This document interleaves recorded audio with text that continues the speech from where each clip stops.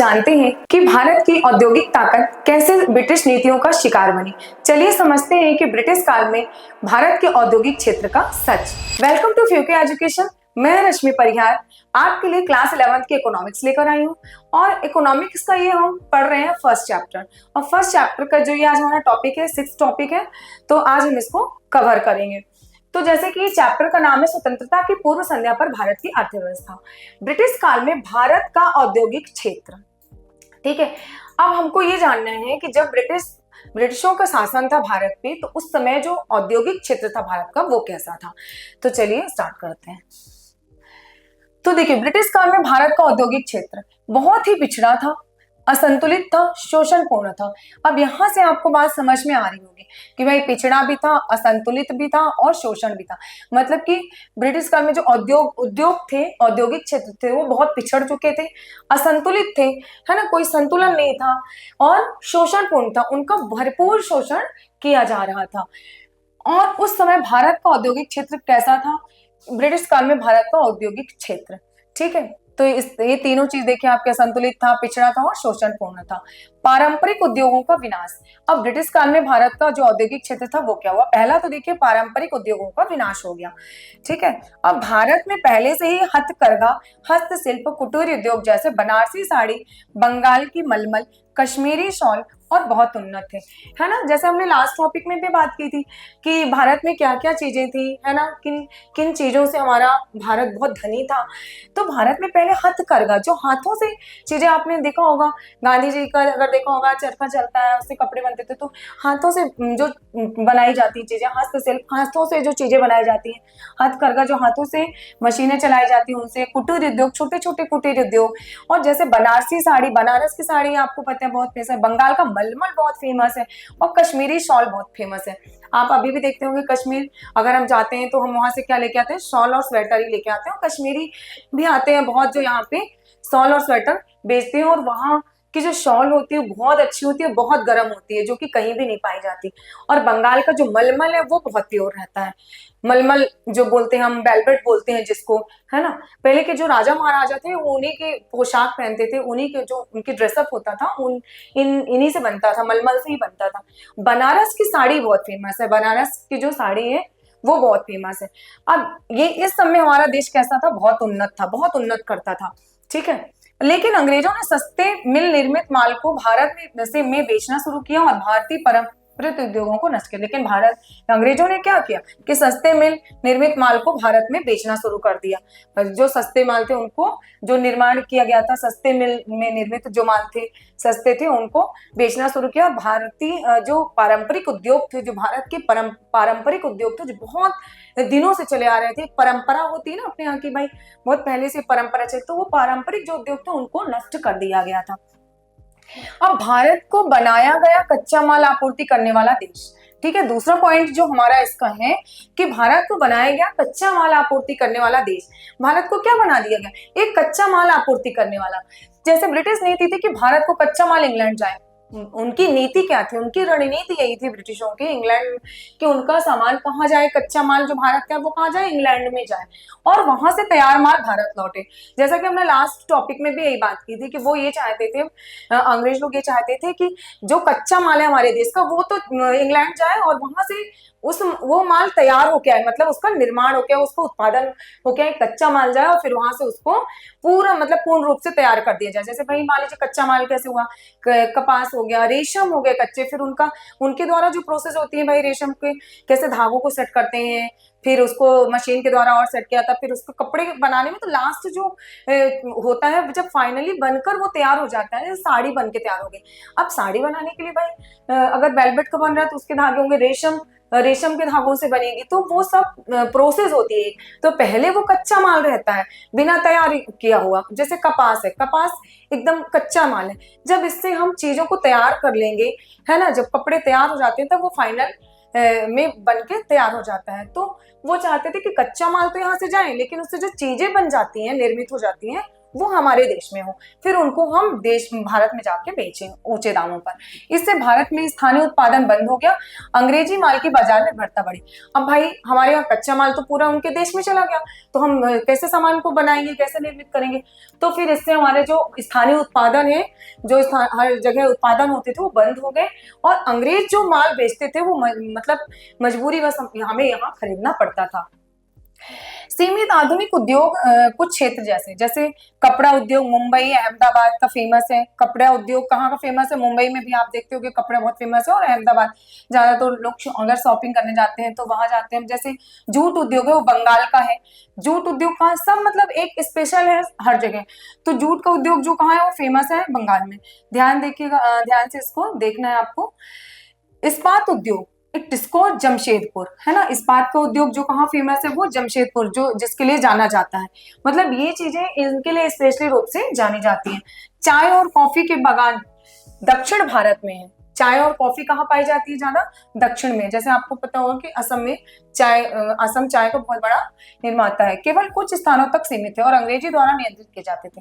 ठीक है, तो उद्योग क्षेत्र जैसे जैसे मैंने ये सारे उद्योग क्षेत्र बताए आपको कि कपड़ा उद्योग है, जूट उद्योग है, इस्पात उद्योग है, चाय और कॉफी के बागान जो दक्षिण भारत केवल कुछ स्थानों तक ही सीमित हो गए, और अंग्रेजों द्वारा उस पे नियंत्रण था। अंग्रेज उसको नियंत्रित करके रखे थे, उस पर अपना कंट्रोल करके रखे थे।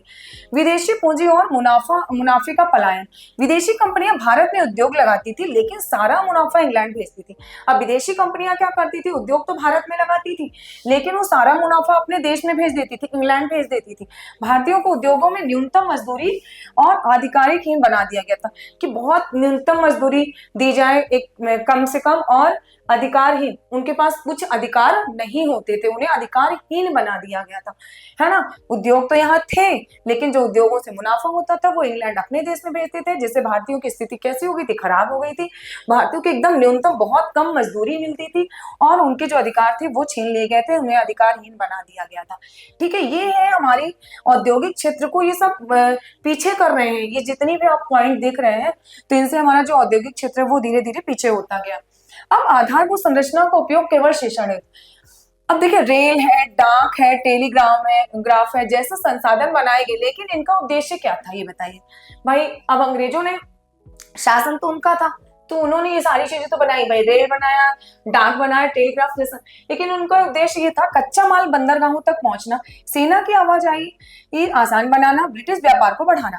अब उन्होंने जितने भी संसाधन बनाए वो अपने फायदे के लिए बनाए। उनको ये लगा कि भाई जो कच्चा माल है बंदरगाहों तक कैसे पहुंचाया जाए, उसके लिए उन्होंने ये सुविधा बनाई। सेना की आवाजाही को आसान बनाना है, इसके लिए उन्होंने रेल बनाया कि ट्रेन के द्वारा हम यहाँ से सामान लोड करके अपने देश भेजेंगे। बंदरगाह बनाए, फिर वहां से हम शिप से भेजेंगे, नाव से भेजेंगे, कैसे भी। तो वो सारी चीजें उन्होंने अपने सुविधा के लिए बनाई, और इसका उद्देश्य क्या था कि ब्रिटिश व्यापार को किस प्रकार से बढ़ाया जाए, भारत का ज्यादा से ज्यादा माल इंग्लैंड ले जाया जाए, जिससे इंग्लैंड का विकास हो ज्यादा से ज्यादा।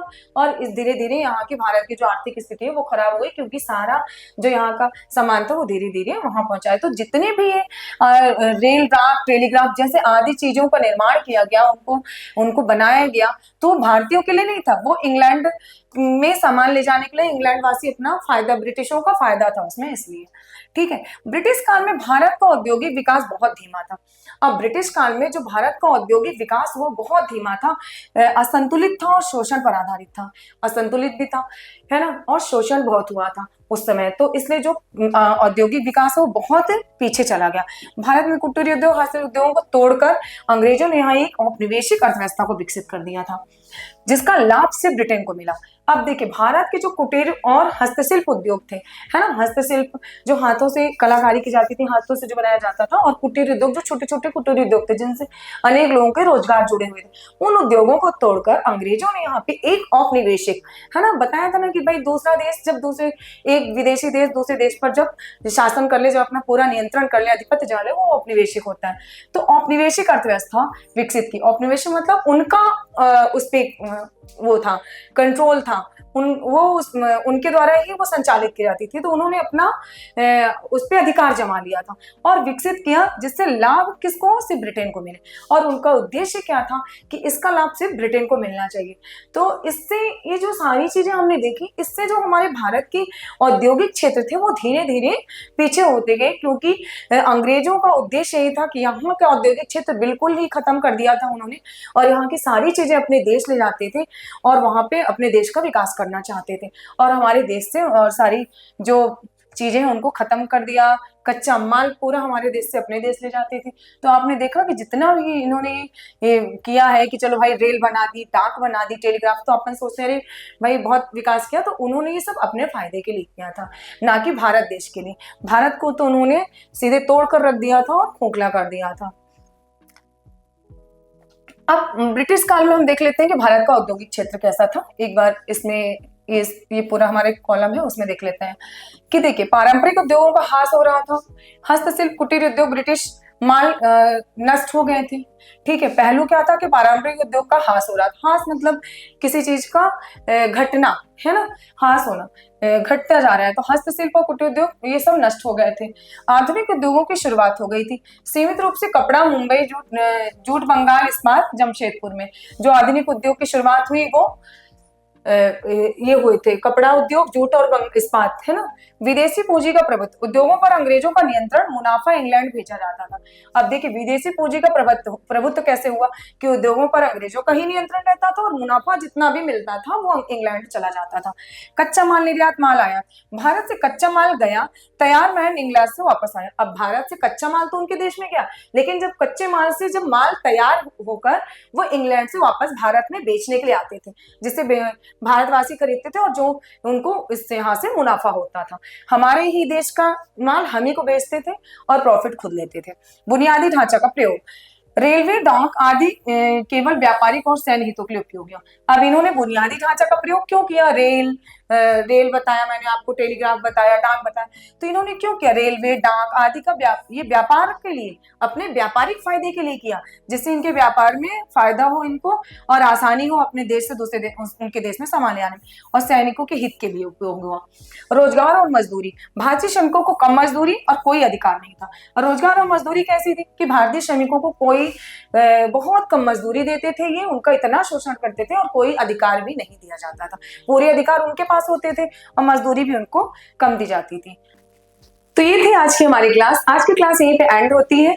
ब्रिटिश नीतियों ने हमारे भारत के पारंपरिक औद्योगिक रीढ़ को तोड़कर रख दिया था और इसे एक कच्चा माल निर्यातक बना दिया था। तो अब है जानने का, समझने का और इतिहास रचने का। अगर आज का ये वीडियो आपको अच्छा लगा हो तो वीडियो को लाइक, शेयर एंड सब्सक्राइब करना ना भूलें। बने रहिए फ्यूके एजुकेशन के साथ। फिर मिलते हैं नेक्स्ट क्लास में। Thank you.